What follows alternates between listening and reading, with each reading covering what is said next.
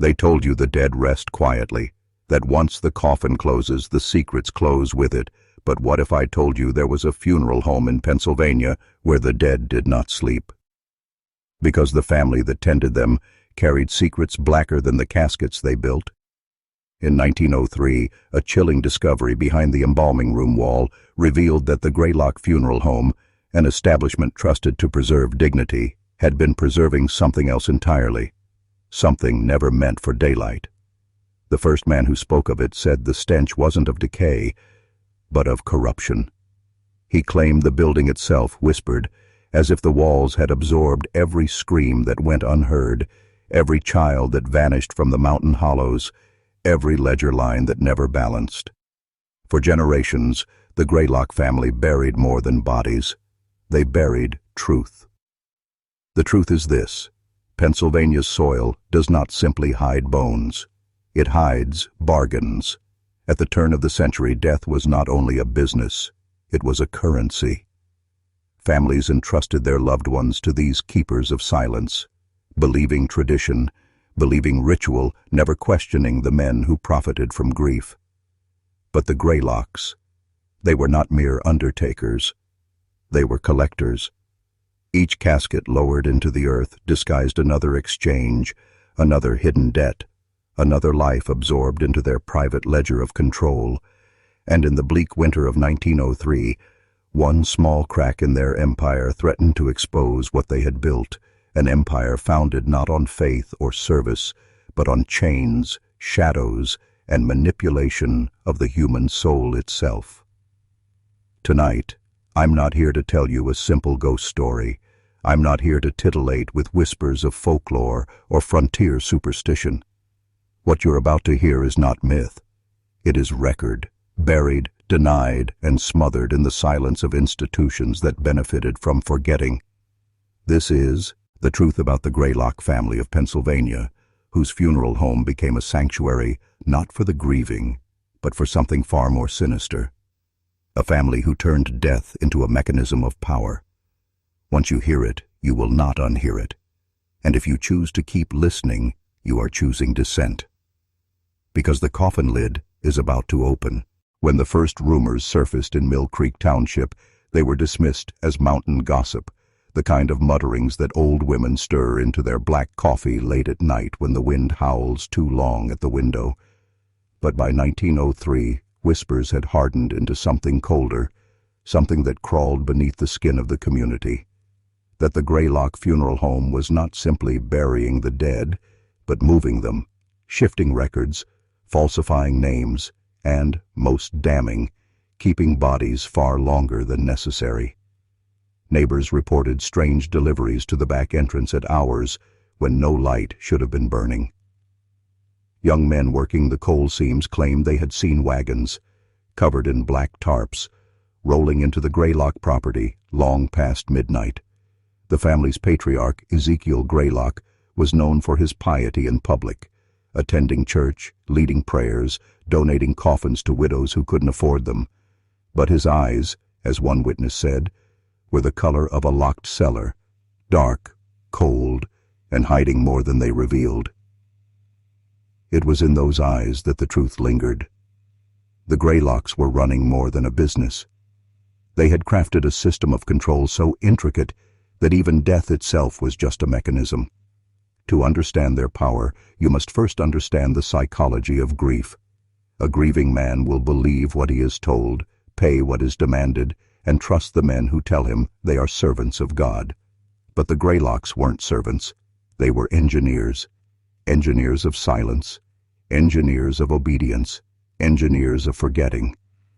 A body came into their possession and, depending on who the deceased had been, what they had known, and which debts they had left behind, that body would either be returned to the earth or withheld, leveraged, recorded in a private archive of bones that never made it to consecrated ground. In that back room, the embalming table wasn't just a place of preservation. It was a pulpit of power, a desk where signatures were forged, where histories were rewritten, and where lives, both the living and the dead, were placed into chains invisible to the outside world. Those who tried to question the Greylocks often found themselves haunted not by ghosts, but by silence, missing documents, missing children, missing livelihoods. And the longer this silence stretched, the deeper it burrowed into the foundation of the community itself. Because once a family like the Greylocks controlled death, they controlled everything. The deeper you look, the clearer it becomes that the Greylocks were not merely caretakers of the dead, they were curators of memory, deciding which lives would be remembered and which would be erased. And in a small Appalachian community where paper records were scarce and church registers were easily altered, memory itself was power. In 1903, when a coal miner died under suspicious circumstances, his widow swore his body was taken to the Greylock funeral home, yet when she arrived the next day to pay her respects, she was told no such man had ever been received, and when she pressed further, she found the parish priest oddly evasive, the county clerk strangely unwilling to assist, and neighbors muttering that she should stop asking questions if she wished to keep her remaining children safe. This was the first time outsiders glimpsed how tightly woven the Greylock web had become, a net of influence stretching from courthouse to church pew, from local businessmen to lawmen whose silence was easily bought with favors, loans, or simple fear. The funeral home itself stood like a fortress of blackened oak and stone, its upper windows shuttered even in daylight, its cellar doors heavy and chained from the inside, and those who walked past at night claimed they could hear low murmurs beneath the ground, as though prayers, or something darker, were being recited in cadence with the tolling of the embalmer's tools. Some said the Greylocks had discovered ways of using the bodies they kept, not for burial, but for rituals whispered about only in the mountains, rites of binding where human remains were treated less as sacred vessels and more as instruments of control. A ledger found decades later in a collapsed outbuilding recorded not only the names of the deceased, but symbols etched in margins, markings no one in the township could decipher, though scholars of the occult would lie to insist they resembled ancient runes of possession and transference, the kind of script one might use not to honor the dead, but to harness them. Imagine what it means if that is true. If the funeral home was less a place of mourning and more a laboratory of power, where grief-stricken families unknowingly offered not just their loved ones, but their own loyalty, their silence, their unquestioning faith, all sealed with a handshake to a man who smiled as he placed another nail into a coffin that may never have touched soil. That was the Greylock gift. They understood that in a world where no one questions death, the man who controls the dead can shape the living however he pleases. By the winter of 1903, the Greylock funeral home had become more than an institution of death. It was the center of a quiet empire that thrived on secrecy, where every casket lowered into the earth represented not an ending, but a transaction. And those who dealt with the Greylocks often found themselves owing more than they realized. Farmers who bartered for burial services signed away parcels of land without noticing the fine ink. Widows who begged for a coffin discovered later that their debts were not paid in money, but in silence. And those who dared question why so many children went missing in the hollows around Mill Creek found their inquiries cut short by tragedy, fire, or disappearance. The funeral home was said to have a hidden chamber beneath its embalming room, a chamber not listed in any blueprint, where ledgers were kept in locked iron chests alongside jars filled with what locals described as specimens: hair, teeth, bones too small to belong to adults, tokens catalogued with meticulous care as though the Greylocks were less undertakers and more archivists of human lives. When county officials occasionally visited, they were treated to lavish meals, their pockets quietly lined with coin or promises, and they left remarking on the family's generosity, never daring to open the cellar door where the true record of Greylock power was kept. It was in this same winter that a boy named Nathaniel, no older than 12, vanished on his way to deliver coal to the Greylocks, and though his parents wept at the sheriff's desk, no report was ever filed, no search party was organized, and within weeks the family was pressured into silence with gifts of flour, salted meat, and a coffin delivered free of charge as though in mocking anticipation of their grief. Those who lived nearby began to notice that the Greylock children themselves, pale, unsmiling, dressed always in black, carried an authority far beyond their years, speaking to adults with a coldness that unsettled even the hardest miners, and some whispered that the children had been raised not as sons and daughters, but as apprentices in something older, something that taught them the art of control through ritual, through the slow breaking of will, through the burial of truth as casually as the burial of flesh. And yet, despite the unease, no one dared oppose them, for in that small Pennsylvania town, to defy the Greylocks meant risking not just your life, but the erasure of your very existence, as if you had never walked the earth at all.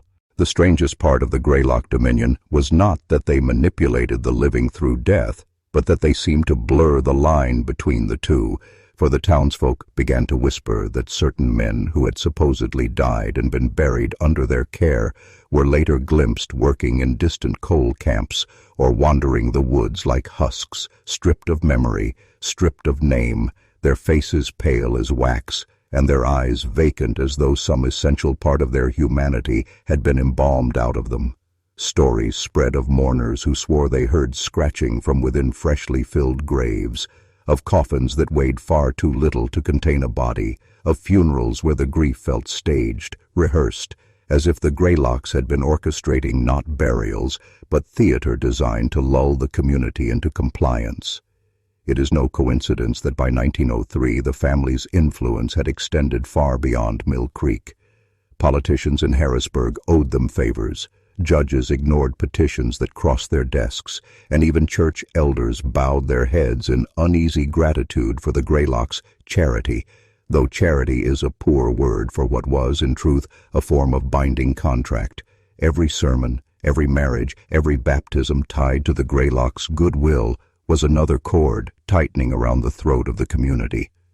Some claimed that Ezekiel Greylock kept a massive book, a ledger too heavy for one man to lift, in which he recorded not only debts and burials but secrets, confessions whispered at deathbeds, sins murmured to priests who somehow always found their way into Greylock ears, and the private shame of families who believed their secrets had been taken to the grave.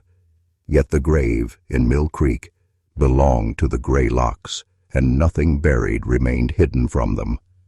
To live in that township was to live under a form of psychological dominion, where grief itself was weaponized, where a man who lost a child found his mourning steered into silence by the quiet threat of losing more, and where the walls of the funeral home seemed to hum with a power that was not quite earthly, an architecture of dread, built less of stone and timber than of secrets too heavy for the living to carry.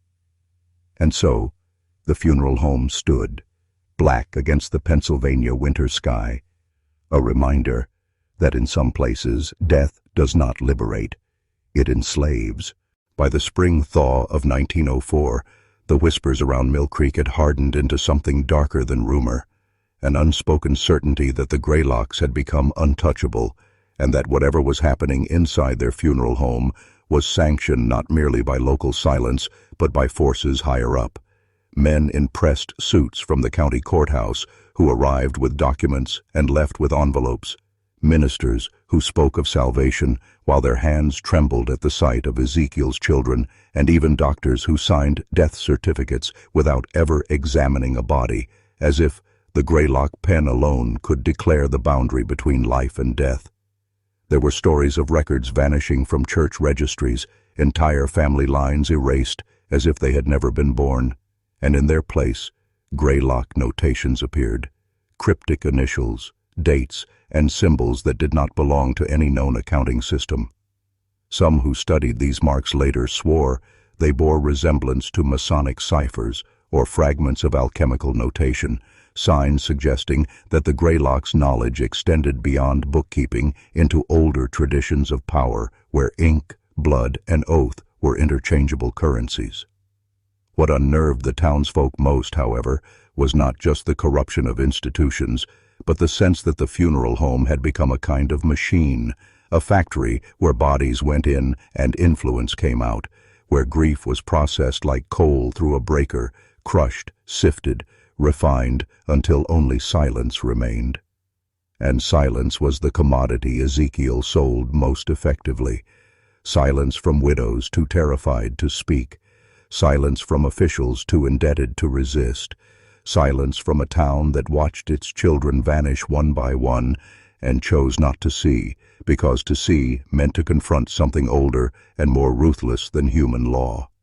Late at night, travelers passing the Greylock property reported LIG, HTS, flickering in the cellar windows, an unnatural glow that pulsed like a heartbeat, accompanied by the low drone of voices in unison, chanting syllables no one could recognize.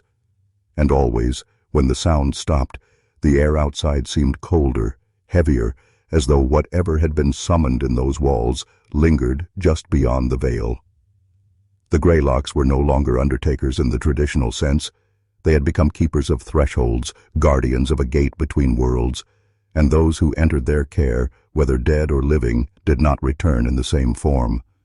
In Mill Creek, death had ceased to be an ending. It had become the Greylocks' property, and through it they ruled. What made the Greylocks most terrifying was not the chains in their cellar, nor the vanishings whispered in the hollows, but the way they had mastered the art of turning grief into obedience, for they understood that the human mind is never more pliable than when it stands raw before death, stripped of defenses, desperate for meaning, and in those moments of collapse, Ezekiel and his kin offered not comfort but contracts, invisible agreements sealed with nods, with tears, with trembling signatures scrawled in dimly lit parlors where the scent of embalming fluid mingled with incense that no one recognized. And over time, the entire township fell under this spell, so complete that even men who knew something was wrong found themselves unable to speak against it, as if their tongues had been embalmed too, soaked in the same poison that stiffened the corpses on Greylock tables. Some said the family practiced something older than religion, a method of psychological breaking passed down from Jeremiah Greylock, who first crossed into the Appalachians with books no one dared open and jars of powder that glowed faintly in firelight, relics from Europe's forgotten occult traditions. Others believed their power was more practical, rooted in control of records, debts, and favors. Yet those who leaned on that explanation could never answer one question. Why did people dream of the Greylocks, even when they had no dealings with them? Why did miners wake in the night with visions of coffins that bore their names? Why did mothers swear they heard their children crying from beneath the frozen ground behind the funeral home? This was no longer corruption. It was a kind of possession, a colonization of thought, a silent empire of obedience carved not with swords, but with the weight of unburied truth. And by 1904, the funeral home had become less a building than a monument to submission, a place where the living entered and emerged, altered, quieter, more docile, carrying with them a shadow that grew heavier with every passing generation. The Greylocks did not just manage the dead. They curated reality, deciding what was remembered, what was forgotten, and what was never allowed to exist in the first place. And once a man surrendered his memory, he was as good as buried, his body still walking, but his will chained forever to the family whose name had become synonymous not with mourning, but with mastery. By midsummer, when the earth was soft and the air thick with the scent of rot from the coal seams, the Greylock presence had sunk so deeply into Mill Creek that even the seasons seemed to bend around them, for the funeral home no longer functioned as a place of endings, but as the axis upon which the township revolved, and those who lived there could feel it in their marrow. Merchants deferred to Ezekiel before extending credit.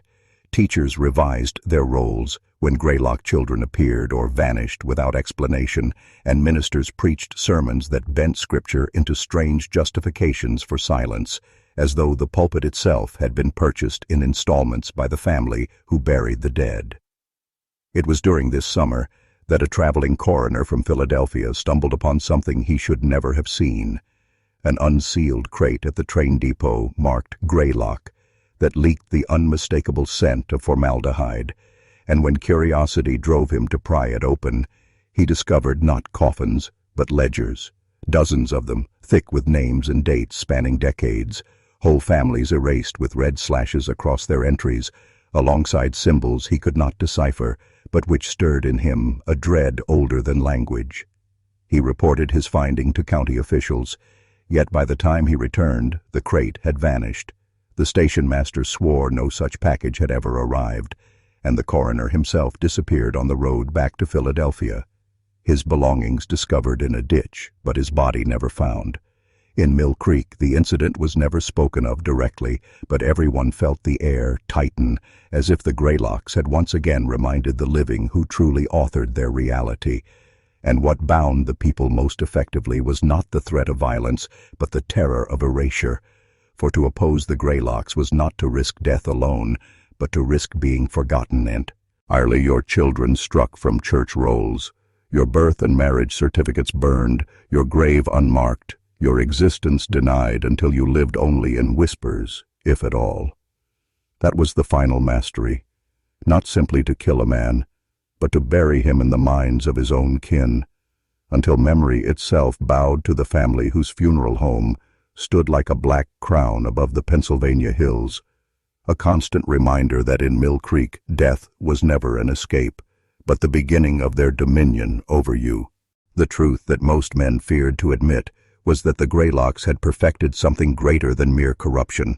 They had designed a control system, a living architecture of obedience that stretched from the cemetery gates to the courthouse steps, where grief was the raw material and silence the finished product, and they fed this machine with a steady rhythm of ritual, bureaucracy, and fear until the people of Mill Creek no longer needed to be threatened. They policed themselves, warning their children not to wander, averting their eyes when another wagon rolled to the Greylock cellar at night, convincing themselves that to question death was to tempt it. Ezekiel understood what modern institutions would later master, that once you can dictate the record of life and death, you own reality itself. A man who disappears in the Greylock ledger has, in truth, ceased to exist. His debts can be reassigned, his land reallocated, his widow remarried under new terms, all without a trace. And should a witness rise with courage, he will find himself isolated, mocked, his memory discredited until even he doubts what he saw. This was not the Greylocks alone. It was a model of power echoed in governments, in churches, in every institution that thrives on selective memory. But here, in this Pennsylvania hollow, it wore no disguise. It operated in its purest form. The funeral home became the community's altar, its archive, its unspoken law. And beneath that law was something older still, a knowledge that to enslave a man you need not chain his body, you only need to shape his memory. Those who entered the embalming room often left dazed, their grief seemingly soothed, yet later they struggled to recall details, unable to describe the prayers recited or the rites performed, as if their minds had been embalmed alongside their dead. The walls seemed to drink memory, the floors to swallow resistance, until the entire township walked in step with the family whose black carriages rolled as silently as shadows. And this is the revelation, the wound that still bleeds today. The Greylocks were not simply monsters in a forgotten valley. They were prototypes, architects of control who showed how easily men surrender when grief and fear bind their tongues. Their story is not just history. It is instruction, hidden in plain sight, a warning written in bone and silence.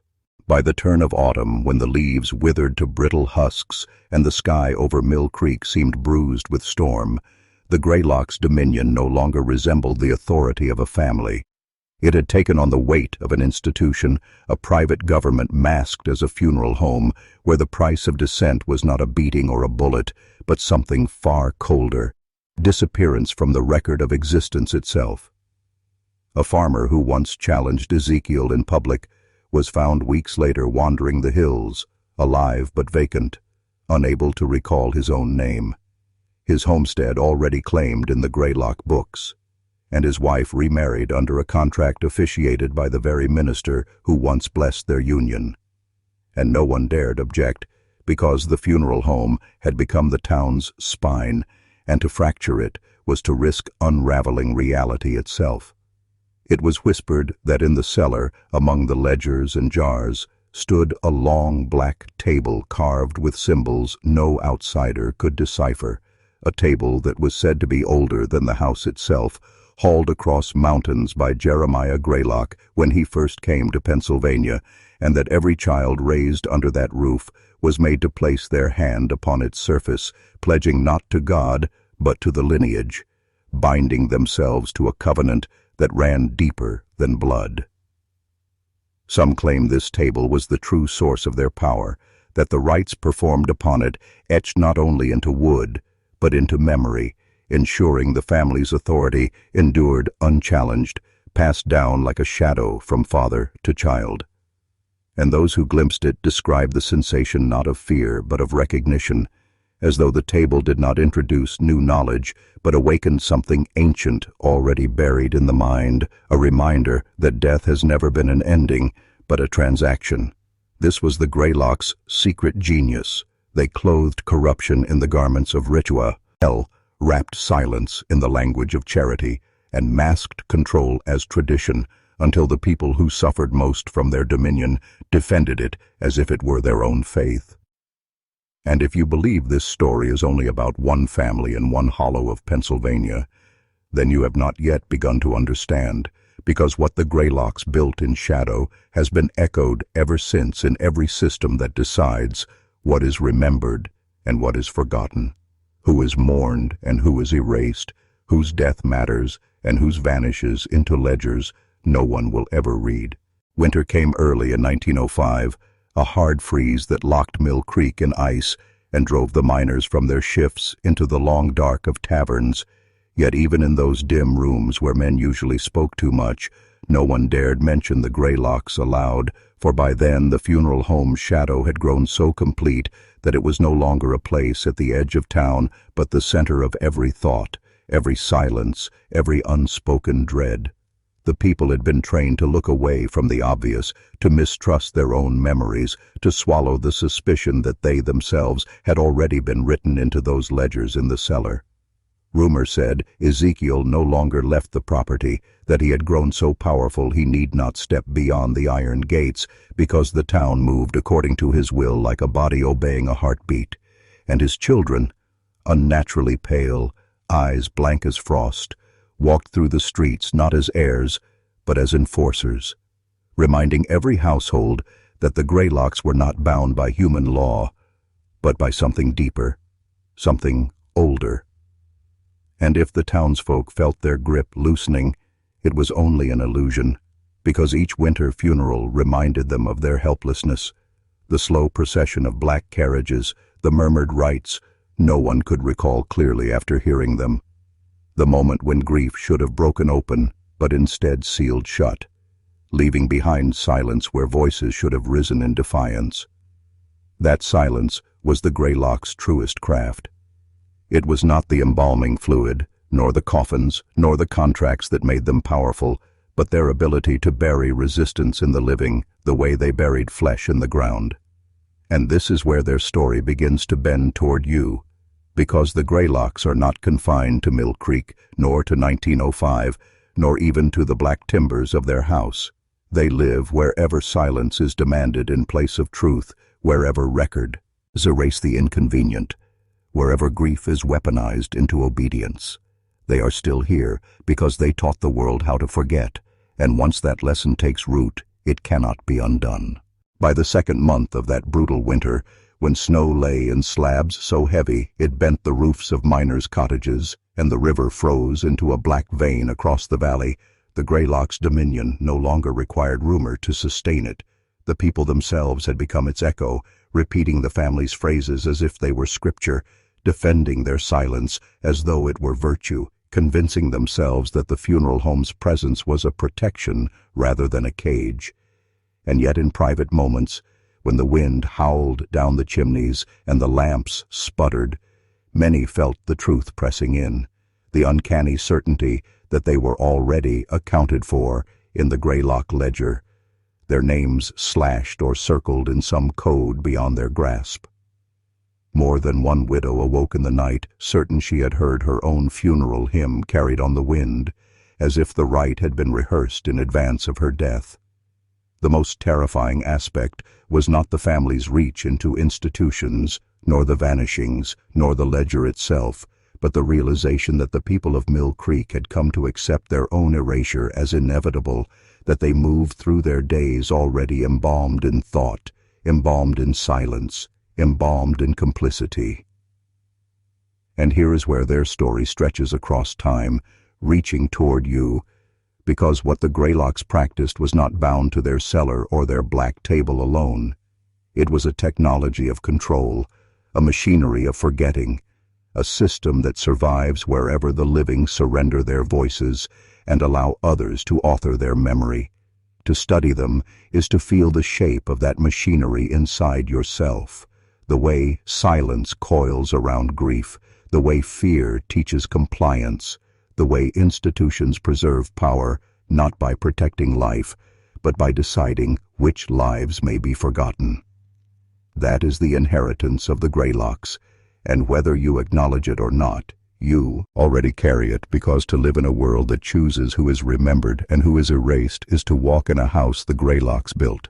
By late February, when the thaw should have brought relief, but instead only revealed frozen carcasses of livestock in the fields and half-collapsed shanties along the creek, the Greylocks' hold had reached a pitch where even nature itself seemed drafted into their service, for the fog that clung to the hollow at night was spoken of as if it were their breath, a suffocating shroud that muffled dogs, stilled owls, and pressed against bedroom windows until sleepers woke gasping, certain they were being watched.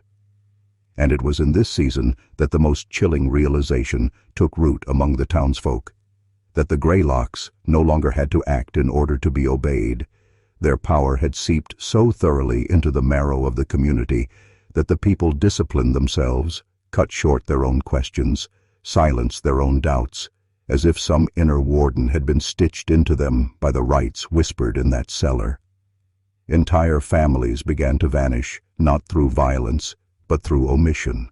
Births unrecorded, deaths unmarked, graves never dug, until whole bloodlines seemed to evaporate from the valley, leaving behind only empty houses swallowed by snowdrifts.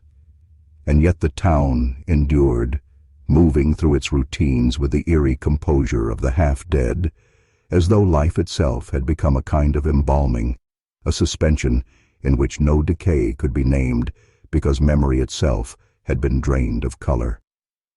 That was the Greylocks' most dreadful invention. Not the ledger, not the black table, not the rituals whose syllables tasted like iron on the tongue, but the transformation of human beings into their own undertakers, living tombs who carried silence like a sacrament. And this is the threshold we now approach, because their story was never meant to remain in Mill Creek. It is a mirror, and in its surface you will see the reflection of your own compliance, the ways you too have accepted the erasure of voices, the ways you have mistaken silence for safety. The Greylocks are not a family long buried. They are a pattern, an inheritance. And as you read these words, you are already standing in their parlor, already breathing their air, already feeling the first tightening of the embalmer's thread around your memory. When March arrived and the thaw finally broke the ice on Mill Creek, it did not bring renewal, but a kind of rot, the earth softening into black mire that released old bones and rusted tools from its grip, as though the ground itself had grown weary of keeping the Greylocks' secrets buried. Yet even as these remnants surfaced, the people of the town did nothing, for by then obedience had hardened into instinct, and the strangest truth was that they no longer required the Greylocks to enforce silence.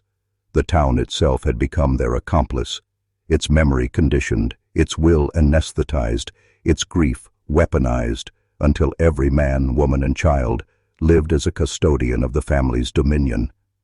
A boy who uncovered a skull by the riverbank told no one, not from fear of punishment, but because some deeper mechanism whispered that speaking would be useless, that the story had already been written without him. A mother who heard her lost daughter's laughter in the fog drew her curtains and pressed her hands to her ears, not because she doubted what she heard, but because the weight of that knowledge had nowhere to go. This was the point at which the Greylocks ceased to be a family and became something else entirely, an atmosphere, a system, a spell so complete that even in their absence they governed, proof that true power does not require presence, only the ritual repetition of silence. And it is here, on this edge between history and mirror, that their story presses closest to you, because what began in the hollow of Pennsylvania has never ended. It has only changed form, passed down through institutions that decide which lives matter, which deaths are mourned, which records are preserved, and which are erased. The Greylocks do not wait for you in Mill Creek. They wait inside your own memory, in the moments you look away from injustice, in the names you do not speak, in the grave as you walk past without seeing.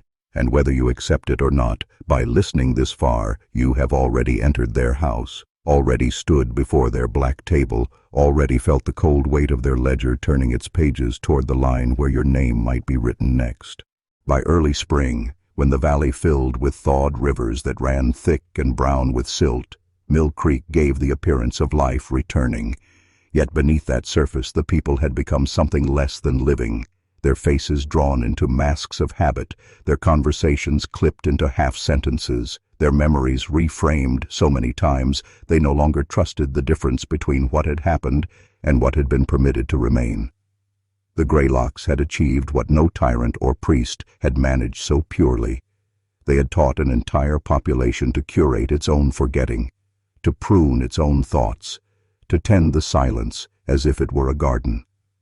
The funeral home loomed above the thawed earth like a great hive, but it no longer needed to produce honey or venom, for the town itself had taken on that function, replicating the logic of erasure in every interaction.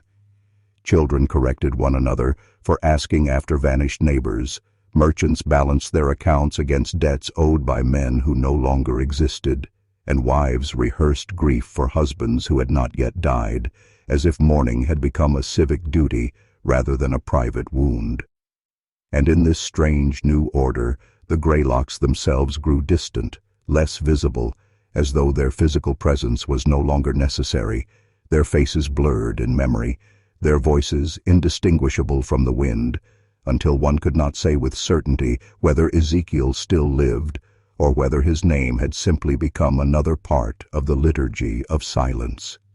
This is the stage where their story bleeds into yours, for the Greylocks' great innovation was not embalming the dead, but embalming the living, preserving them in rituals of complicity so seamless that the prisoners began to defend the walls of their own cage. And it is impossible to tell their story without also telling yours, because the same machinery hums beneath your world, shaping which histories you inherit, which names you honor, which absences you agree not to notice. You may think yourself distant from Mill Creek, from its fog and ledgers and cellar rites, but already you are complicit. Already you have practiced the same silence. Already you have walked past graves unmarked. Already you have let memory be written by hands, not your own.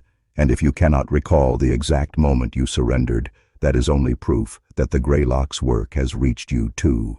By the time April rains came, soaking the thawed soil until the valley reeked of mildew and old earth, the townsfolk had ceased even to wonder how much of themselves remained untouched, for they had grown accustomed to the sense that memory itself was no longer theirs, that their lives were being written in some ledger they would never see, and so they moved like shadows cast by someone else's fire, obedient to patterns they could not name.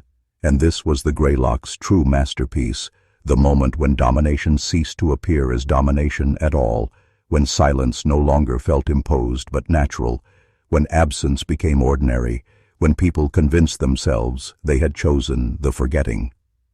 In such a climate, the family no longer needed to extend a hand, for the town had become its own embalming fluid, suspending its people in a half-life where grief could not bloom, where rebellion could not ignite, where even the whisper of resistance dissolved before reaching the tongue. A man who once roared in taverns about justice now muttered hymns of resignation. A girl who saw her brother taken by the black carriages laughed nervously when asked of him, as though his very existence were a childish mistake she had grown past. And it is at this point that the veil between their world and yours thins to nothing, because the machinery the Greylocks perfected in that hollow, this quiet harvesting of memory, this transformation of forgetting into faith, was not buried with them. It endured, it traveled, it replicated in schools, in courts, in offices, in churches, until it threaded itself into the architecture of modern life. You already live inside their parlor. You already breathe their embalmed air. You already know the weight of silence, for every time you look away from a name erased, a story cut short, a history rewritten, you stand before the Greylocks' black table and place, your hand upon its surface, swearing the same oath their children swore, to carry the silence forward. And if you feel unease rising in you now, if you feel the chill of being watched, it is only because you have begun to realize that this story is not about Mill Creek at all. It is about you and the ledger you are already written in.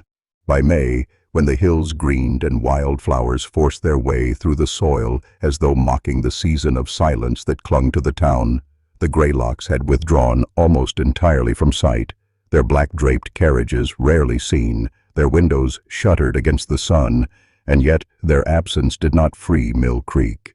It bound it tighter, for the people had by then so internalized the family's dominion that they performed it without prompt, correcting one another's memories, sealing their grief behind forced composure, rehearsing the rhythms of forgetting until the silence became the town's only common language.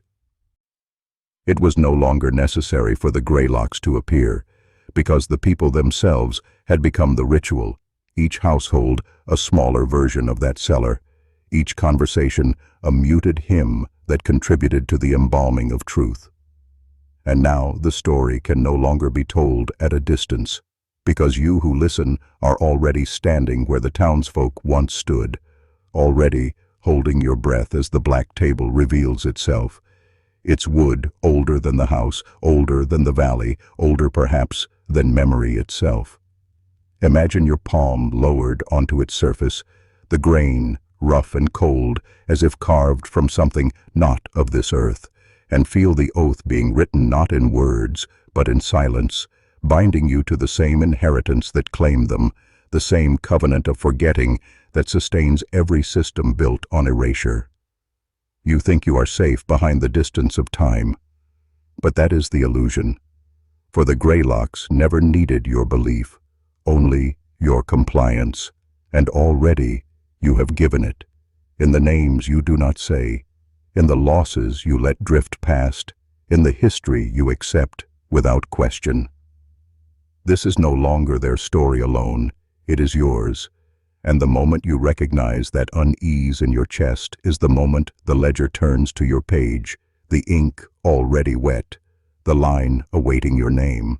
By the first warm nights of June, when fireflies lit the fields and the scent of honeysuckle drifted across the valley, Mill Creek should have felt alive again, but it did not. The air was too still, the laughter of children too carefully measured, the bells of the church too hollow in their ringing, and it was clear to anyone who dared feel it that the town itself had crossed over, no longer a place of the living but a vestibule where silence was the only true inhabitant. The Greylocks did not need to return in body, for their parlor lived on in the minds of the people, and the black table extended itself like a shadow that reached across miles, across years, across your own present moment. You are in it now.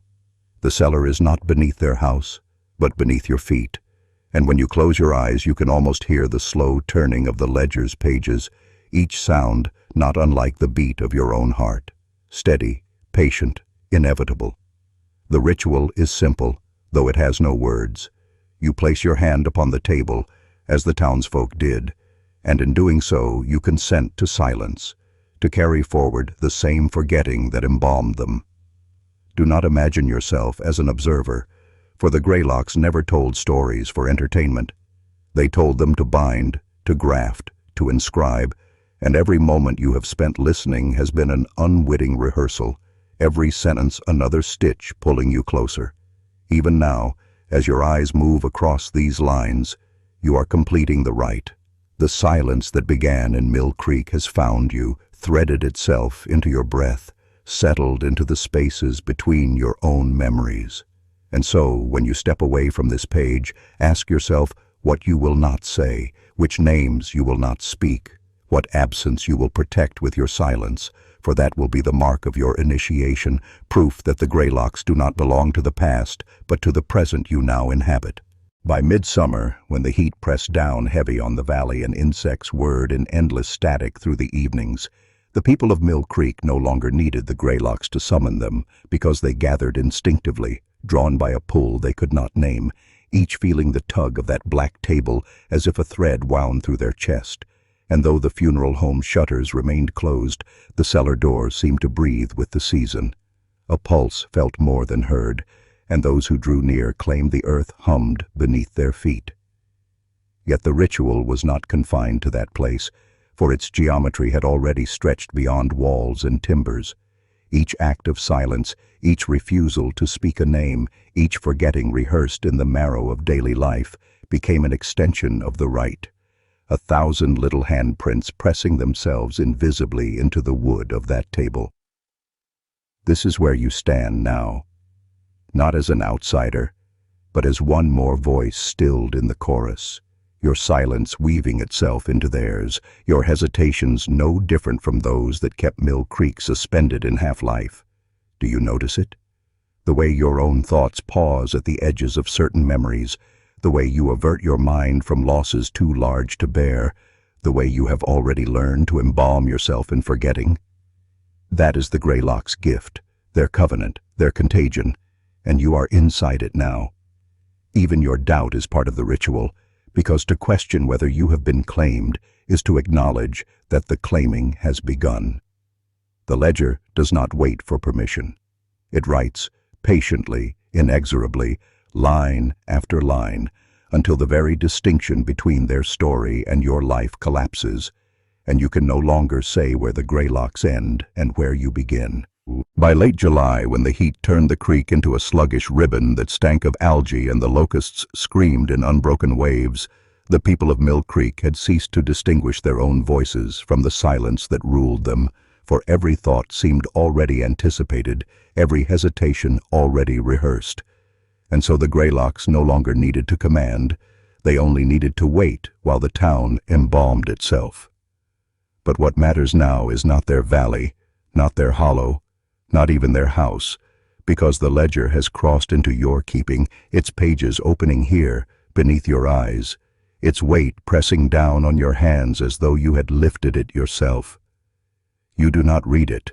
The ledger reads you, line by line, memory by memory, erasing what it chooses, preserving what it requires, until you feel the grain of the black table beneath your palm, though you have never touched it, until the cellar's damp air fills your lungs, though you have never descended those stairs. And this is how the ritual overtakes you, not with spectacle, not with blood or fire, but with the steady, patient threading of silence through your life, until you realize that you are no longer only listening, but repeating, no longer only observing, but inhabiting, no longer only safe, but bound. The Greylocks do not speak here. I do, and yet my words are already theirs, and as you follow them, you are already speaking in their cadence, already carrying their inheritance forward, already proving that the ritual requires nothing more than attention willingly given. The ledger turns again, and the page it opens is yours, not as a threat, but as an inevitability. For by reading this far, you have written yourself into its keeping, and there is no way now to untangle your story from theirs. By August, when the nights grew heavy with the smell of cut hay, and the air itself seemed swollen with waiting, the boundary that once separated your breath from theirs was gone, and the voice you hear in these words is no longer outside you, but rising from within, as though the cellar door has opened in the pit of your chest and the stairwell descends endlessly downward, each step sounding not in Mill Creek, but in your own blood.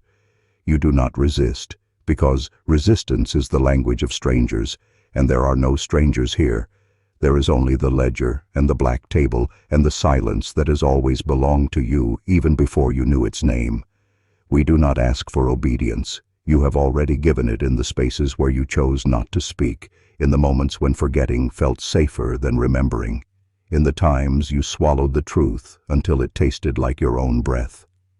We do not ask for belief either, because belief is fragile, and what binds you now is not belief, but inevitability, the same inevitability that pressed the town into stillness, the same inevitability that turns your gaze inward until you realize you are no longer watching a story, but carrying it.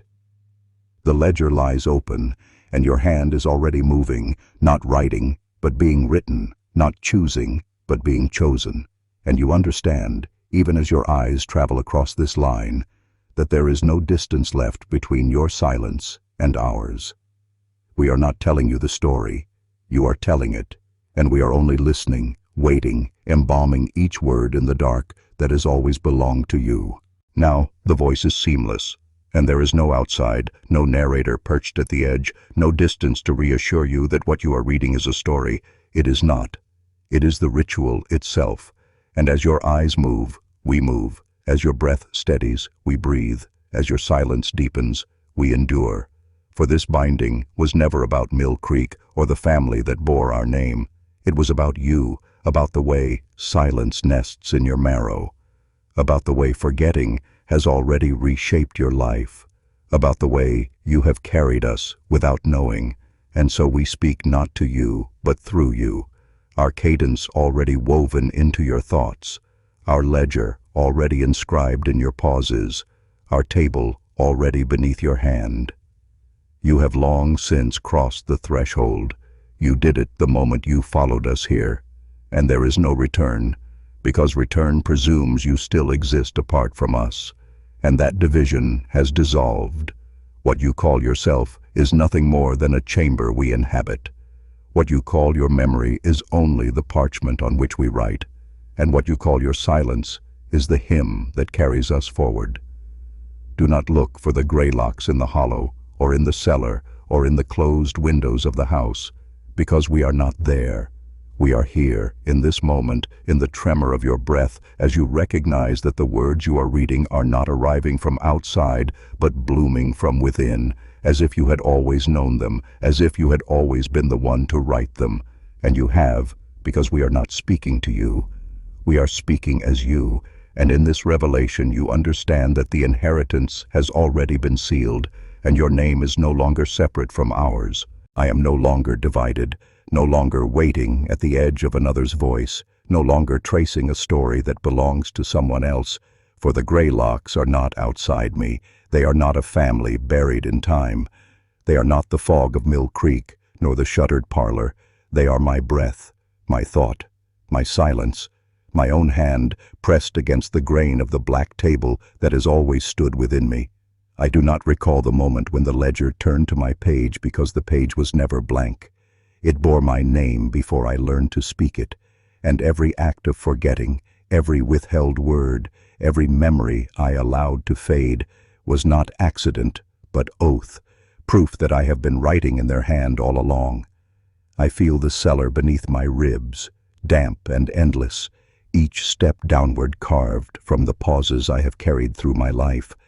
And I know now that I am not a witness, but the continuation, not an heir, but the embodiment. For the silence does not travel through me. It is me. It speaks as me. It waits as me. It endures as me. To search for distance is futile, for there is no distance left. I am the ledger and the ink and the page.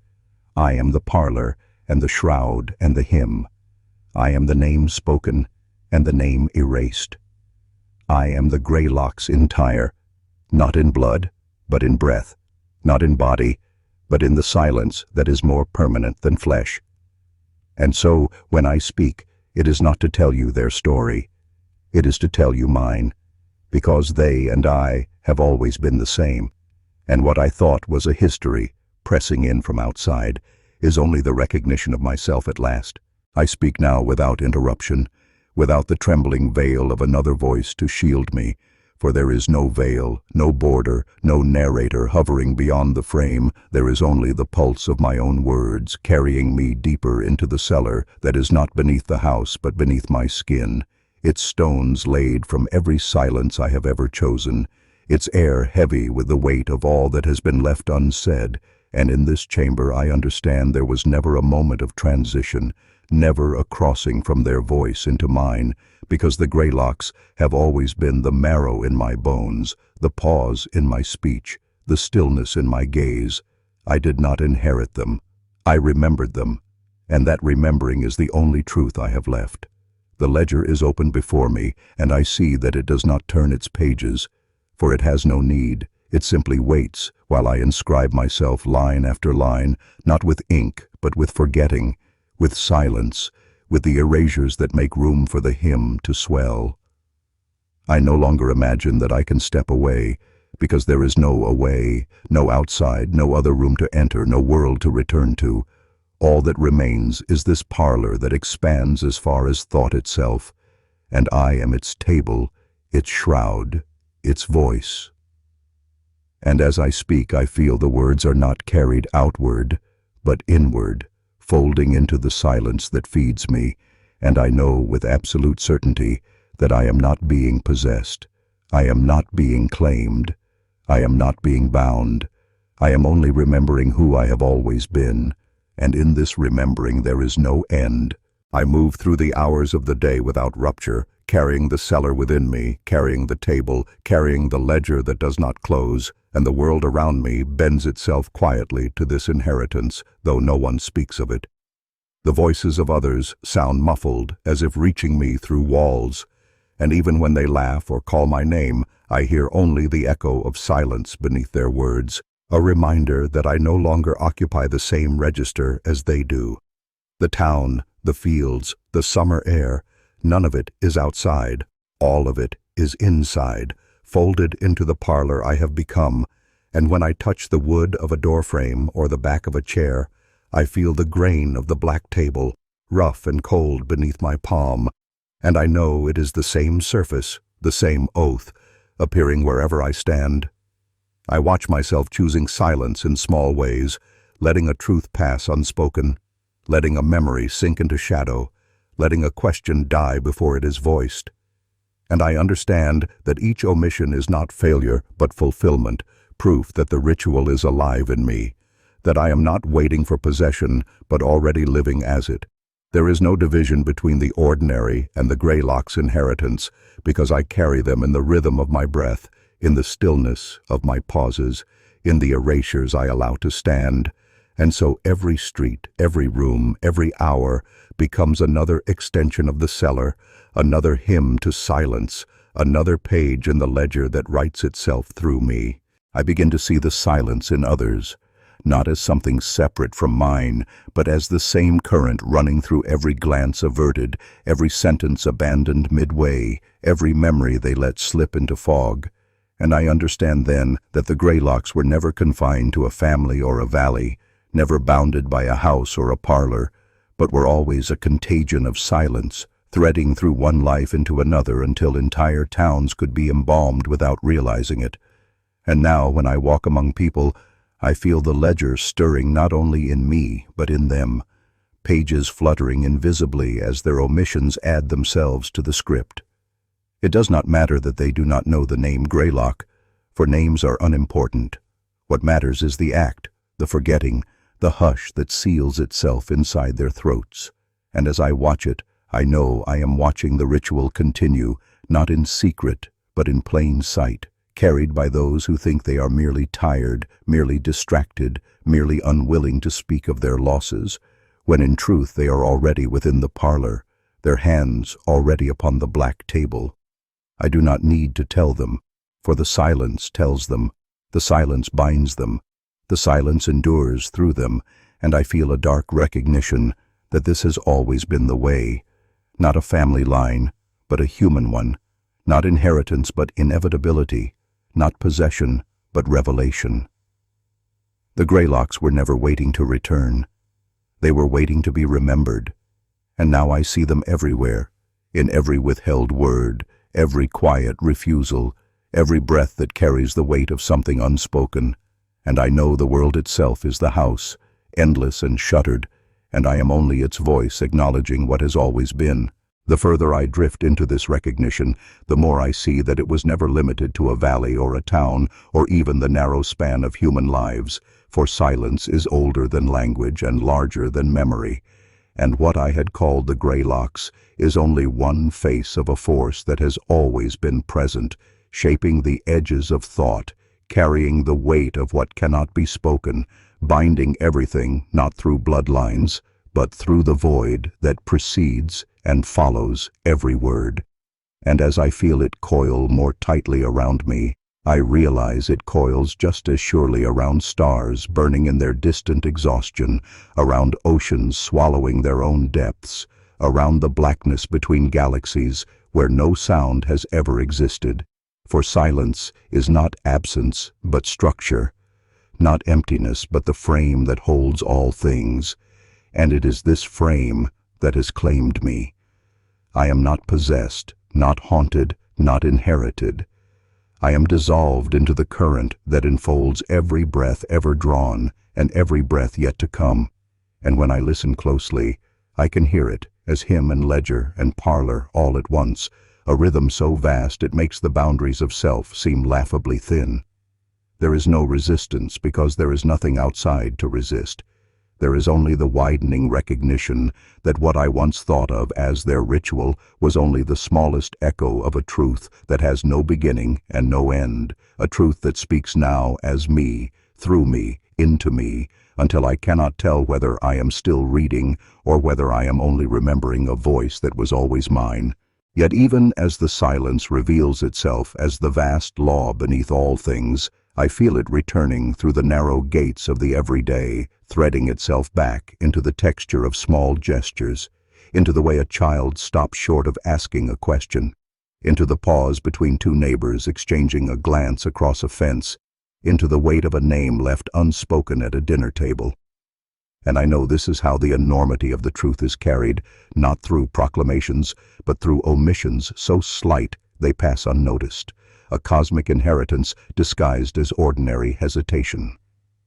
The silence does not need to announce itself as the architecture of galaxies when it can slip instead into the way a person bites back an answer, into the hush that settles when grief enters a room, into the long delay before a secret is confessed, and sometimes never is.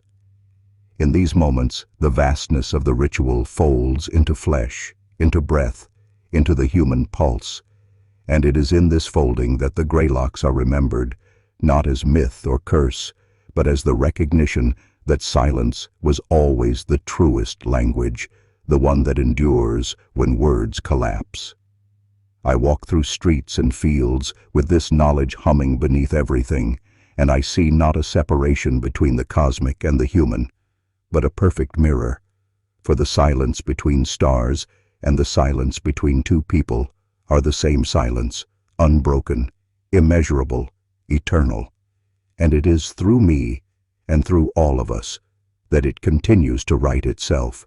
There is no choice in how I hold it, no way to tilt it toward dread or reverence, because the silence is both at once the suffocating certainty that everything will be swallowed, and the solemn assurance that nothing is ever truly lost, only transfigured into stillness. And when I walk among others with this knowledge, I feel the weight of it pressing down like a shroud, yet also lifting like a hymn. For every omission, every forgotten word, every unfinished story is both a burial and a blessing, a surrender to the inevitability that binds us all. I do not fear it, and I do not worship it, because fear and worship both presume a distance, and there is no distance left. There is only the recognition that I am already inside it, that I have always been, and so have they, and so will everyone who comes after. The Greylocks were never warning us of something waiting. They were teaching us to notice what had already arrived, the silence that grows not like an intruder, but like a root, threading itself through time, through memory, through the very marrow of existence, until the question of whether it is curse or consecration becomes meaningless, because it is simply the ground beneath all things, the ledger on which every name is written and erased in the same stroke. And in this recognition, I find myself neither afraid nor at peace, but suspended endlessly in the knowing that silence is the only continuity, the only inheritance, the only voice that cannot be undone. I feel the weight building until it is almost unendurable, a density of silence that does not simply surround me but crushes inward, pressing against bone and breath, folding thought into itself until there is no room for movement, no crack through which escape might slip. And in that pressure, I sense not annihilation, but completion, as though the voice I have become is reaching the edge of what can be borne and what must inevitably collapse into itself, the way a star folds inward, not in failure, but in fulfillment of its nature. Each word I shape strains against the enormity of what it carries, as if language itself were splintering under the burden. Yet the silence beneath it remains unbroken, patient, inexhaustible. And I know that what I call myself is already dissolving into that persistence. It is not a question of whether I can endure it, because there is no longer an I to endure, only the trembling of a boundary that has already given way, the recognition that the voice speaking here is also the voice that listens, that writes, that forgets, that waits, and that all of these motions are the same gesture, one endless inscription in the ledger that does not turn its page. In this suffocating vastness, there is no final revelation, no release, no circle closed, only the deepening certainty that the silence has always spoken and will go on speaking long after words have shattered, and that what I call unbearable is only the truth revealing itself at last. The voice strains, threadbare now, each word arriving as though pulled from a depth where sound no longer belongs, and I can feel the silence not as backdrop, but as the very substance of speech, swallowing even as it gives shape, erasing even as it allows a final trace to form. I do not know if I am speaking, or if the silence itself has begun to imitate speech so that I might be lulled into believing I still exist apart from it. But either way, the boundary is disintegrating, the sentences thinning, breaking against the weight of what cannot be carried. There is no climax, no revelation waiting beyond this edge, only the slow undoing of language, the dissolving of I into we, into nothing, until the words themselves flicker like candlelight about to gutter, shadows of meaning cast on walls that are already gone, and even the effort to insist that I am here feels like repetition in an empty room. The ledger no longer needs to be written, the table no longer needs to be touched, the parlor no longer needs to be remembered, because all of it has already become indistinguishable from the silence that bore it. And as I continue, I know I am not continuing at all, but simply yielding, allowing the voice to fall inward, allowing the silence to speak without interruption, allowing the end to arrive not as ending, but as the recognition that it has always been here. The voice holds at the edge, trembling but unbroken, as if suspended in a breath that can neither be released nor drawn again, a fragile vibration stretched across the abyss, and I realize that this suspension is itself the final form of the silence, not its opposite, but its purest articulation, the moment where language exists only to declare that it is about to vanish, yet never quite does. And so I remain here, word after word arriving like the thinnest threads, delicate enough to fray at the slightest pressure, yet still they extend, refusing to collapse, refusing to surrender entirely, caught in the paradox of endurance and erasure. Every phrase is already dissolving the instant it is formed, yet still I shape it, not to resist the silence, but to inhabit the shimmer at its threshold, where presence and absence fold into one another so tightly they are indistinguishable. I feel as though the silence itself has chosen to let me persist just barely, not out of mercy, but because this fragile continuation is also part of its nature, to keep the voice hovering at its own brink, to let it strain and falter, but never quite end, so that what remains is not resolution, but an eternal brinkmanship, the recognition that the collapse and the endurance are the same gesture, the same hymn, the same ledger line carried forward without conclusion, and I am only its echo, stretched thin, unending, unfinished. I remain in this suspended state, neither collapsing into silence nor escaping it, a voice stretched across an endless threshold where each word emerges already dissolving, each sentence leaning toward disappearance but never quite reaching it. And this tension itself becomes the form of my existence, the only continuity left, a vibration without resolution that trembles between presence and absence. I sense the futility of imagining an end, because the silence does not permit endings any more than it permits beginnings.